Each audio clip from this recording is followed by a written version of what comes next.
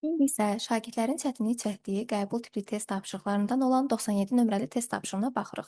97 nömrəli test tapşırığında deyir, kulon bölünsün, amper vurulsun ohm ifadəsi hansı fiziki kəmiyyətin vahidinə uyğundur? Belə məsələlərdə vahidlərin açılışından istifadə edirik. Kulon yükün vahididir. Yükün Q bərabərdir İT düsturuna əsasən biz kulonun yerinə İ-nin vahidi amper, T-nin vahidi saniyə yaza bilərik. Kulonun yerinə yazacağıq, amper vurulsun saniyə bölünsün. Aşağıdakı ifadədə yenə olduğu kimi amper vurulsun ohm yazırıq. Amper və amper ixtisar gedir. Yerdə qalacaq nə? Saniyə bölünsün ohm.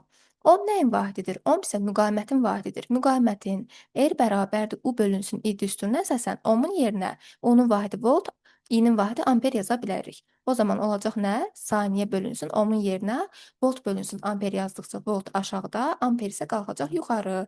Saniyə vurulsun amper isə olacaq yükün vahidi. Q bərabər İT düsturuna əsasən.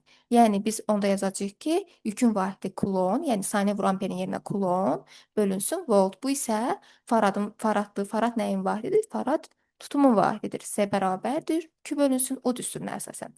Cavabımız olacaq A variantı.